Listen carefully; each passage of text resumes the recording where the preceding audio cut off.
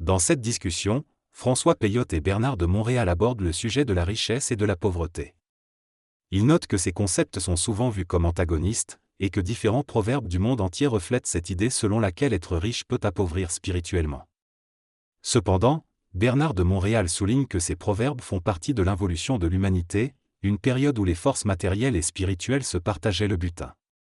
Les personnes cherchant la spiritualité ont souvent dû s'appauvrir matériellement pour s'enrichir spirituellement. Cependant, dans un nouveau cycle, l'homme conscient voit la richesse et la pauvreté d'une manière différente. Il ne voit plus le matériel de la même façon et ne considère pas la spiritualité de manière traditionnelle. Aujourd'hui, les êtres humains ont la possibilité d'évoluer et de se réaliser à tous les niveaux, dans une harmonie entre la richesse matérielle et la richesse spirituelle.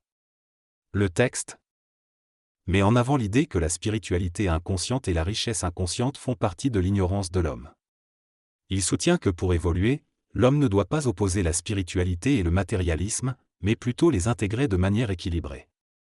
Pour cela, il faut une conscience claire des valeurs spirituelles et matérielles et éviter d'être esclave de l'une ou l'autre.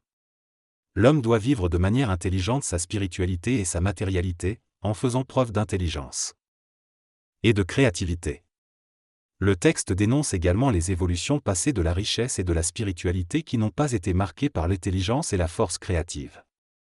Il appelle à une évolution vers une intégration intelligente de ces deux aspects, permettant à chacun d'apprécier à la fois le spirituel et le matériel. Cette évolution permettra aux individus de vivre dans la liberté de l'intelligence et de la volonté créative de leur nouvelle conscience.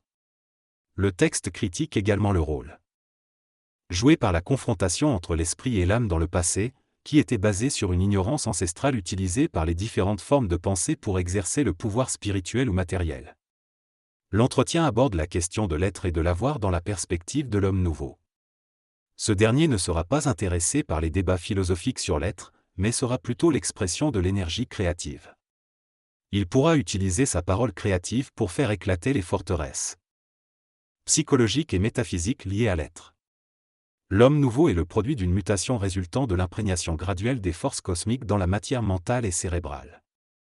Cette mutation permettra à certains hommes de réaliser qu'ils possèdent en eux des forces de vie créative et de vivre dans une unité totale appelée la fusion. La philosophie, la métaphysique et la psychologie disparaîtront progressivement, laissant place à une nouvelle conscience supramentale. L'homme perdra son attachement au passé et n'aura plus besoin de la mémoire grâce à l'intelligence mécanisée. Il pourra se consacrer entièrement à la création. Quant à la perception de la richesse, elle est actuellement basée sur une polarisation et une conscience limitée, ce qui fait qu'on pense devoir s'enrichir au détriment de la collectivité. L'homme actuel est limité dans sa capacité à travailler avec les aspects internes et externes de la vie en raison de son inconscience. Cependant, l'homme du futur sera capable de travailler à la fois avec le matériel et le spirituel, libéré des forces de l'involution. Cette évolution permettra à l'homme d'être dans sa propre lumière et de créer librement, sans être contraint par des comportements primitifs.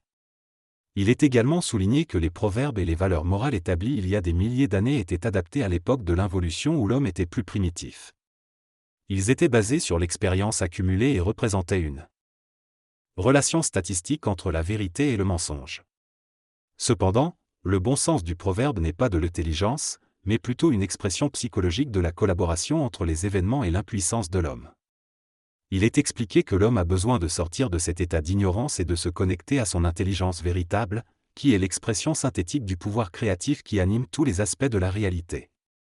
Le proverbe sert à satisfaire les pauvres d'esprit en leur donnant un sentiment de proximité avec Dieu, mais cela ne répond pas aux besoins de l'homme.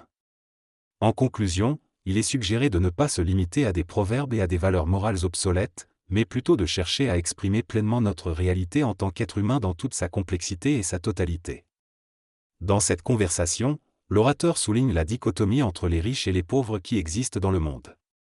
Il affirme que l'absence d'intelligence et de compréhension a conduit à cette situation, où les pauvres sont laissés dans des conditions atroces tandis que les riches ne savent pas comment répartir équitablement les ressources.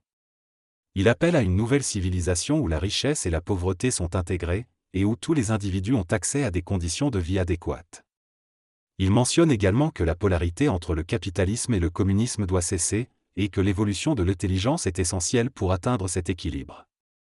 Il souligne que les forces de l'involution et de l'évolution sont en conflit, et que l'homme doit trouver un moyen de travailler avec ces forces pour créer une conscience unifiée sur Terre. Bien qu'il n'ait aucune sympathie pour les riches qui exploitent les pauvres, il admet que la richesse doit être contrôlée pour permettre aux pauvres de développer leur créativité. Finalement, il conclut en disant que l'intelligence est la clé manquante pour résoudre la dichotomie entre la richesse et la pauvreté. Le passage parle de l'intelligence créative et affirme que tous les individus en possèdent. Cependant, cette intelligence est bloquée par des forces sociales, spirituelles, philosophiques et existentielles, ainsi que par les forces de l'involution.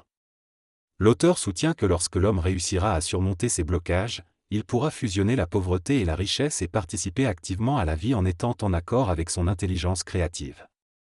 Il souligne que chaque individu est responsable de son propre destin et qu'aucune force religieuse, sociale ou gouvernementale ne peut aider l'individu dans son développement intérieur. L'auteur considère que la pauvreté et la richesse sont toutes deux des attitudes et que le bonheur est une illusion recherchée par les hommes en raison de la dichotomie entre la richesse et la pauvreté. Il affirme qu'il n'est pas intéressé par le bonheur mais plutôt par le bien-être personnel.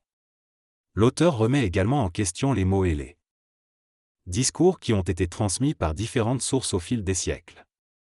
Dans ce texte, l'auteur critique le fait que les individus recherchent le bonheur pendant des siècles sans jamais vraiment le trouver.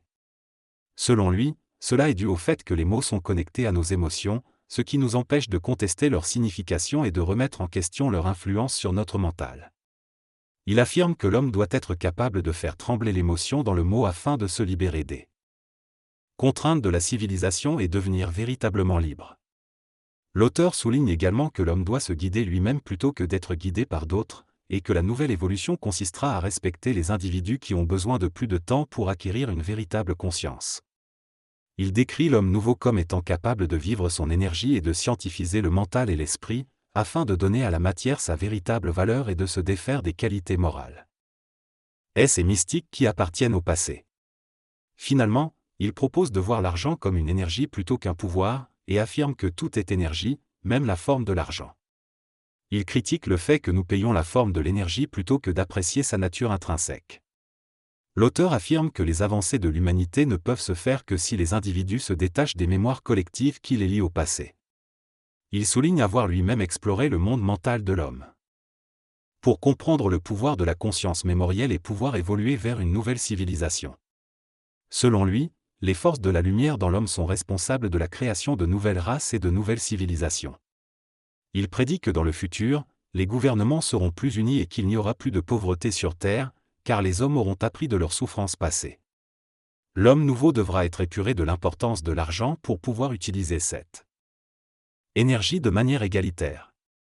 Il explique que la survie est une insulte à l'intelligence humaine, mais que l'homme sera capable un jour de contrôler les forces planétaires qui influencent sa vie. Pour cela, il devra retirer leur influence sur son mental et son émotionnel. La vie de l'homme nouveau est décrite comme étant une vie initiatique. En l'an 2500, les hommes nouveaux seront contraints de vivre une transformation qui les amènera à se détacher de leur mémoire psychologique afin de ne conserver que les souvenirs nécessaires à leur vie matérielle. Ce processus les conduira à entrer dans une nouvelle dimension cosmique. Cette transformation les éloignera des préoccupations matérielles et spirituelles fausses, les amenant à développer une véritable intelligence et une volonté réelle. Les riches, qui possèdent déjà quelque chose, ne ressentent pas le besoin de trouver un sens à leur vie, contrairement aux pauvres qui sont constamment en recherche de sens. L'auteur exprime sa révolte contre l'ignorance et l'involution, et la souffrance que cela lui cause. Il souligne l'importance de se protéger et de se préserver lorsque l'on est conscient de la souffrance dans le monde. Dans cette interview, Bernard de Montréal aborde la question de la sensibilité et affirme que la sensibilité fait partie de l'évolution émotionnelle de l'homme. Il mentionne également que les pauvres, particulièrement ceux dans le monde occidental, ont tendance à être plus sensibles et à donner de leur temps et de leurs ressources pour changer la situation mondiale, contrairement aux riches. Il raconte l'histoire d'un scientifique qui tentait d'arrêter les guerres en méditant avec quelques personnes, mais qui a finalement été blessé et a changé sa perspective. Bernard de Montréal souligne l'importance de l'intelligence dans cette ère, affirmant que nous sommes encore au début de notre compréhension de ce qu'est réellement l'intelligence et que nous devrons travailler avec cette énergie pendant des années pour en avoir une vision équitable. Il explique que l'intelligence est créative, contrairement à la mémoire qui est simplement constructive. Il ajoute que les individus les plus évolués sur le plan mental pourront même communiquer télépathiquement avec cette énergie. En réponse à une question sur le sens de la vie, Bernard de Montréal rejette les théories ésotériques et occultes, affirmant qu'elles ne sont pas pertinentes dans notre quotidien. Il encourage les personnes intéressées par ces mystères à chercher leur propre compréhension et à travailler directement avec les intelligences présentes dans ces mondes. Dans cet extrait, Bernard de Montréal explique sa vision de la vie et de la métaphysique. Il souligne que s'intéresser uniquement aux formes philosophiques, métaphysiques ou ésotériques est une perte de temps. Selon lui, ces connaissances peuvent préparer émotionnellement et spirituellement, mais à un moment donné, il est nécessaire de passer à autre chose. Pour lui, aller plus loin signifie cesser de s'intéresser à ces mondes et se consacrer à sa propre vie ici et maintenant. Bernard de Montréal affirme qu'il vit simplement sa vie, sans chercher à donner un sens particulier à celle-ci. Il s'occupe de sa famille, de ses amis, de sa maison, etc. Il ne s'inquiète pas des prophéties de malheur ou des mystères de la vie. Il pense que l'homme est fasciné par l'occulte et l'invisible parce qu'il n'est pas fasciné par lui-même et par ce qu'il est capable de réaliser dans la vie. Il critique également les écoles ésotériques qui cherchent à garder le pouvoir et qui ne peuvent pas former une grande école ésotérique universelle. En conclusion, Bernard de Montréal invite chacun à vivre sa vie pleinement et à chercher la fascination en soi-même plutôt que dans des domaines occultes ou ésotériques.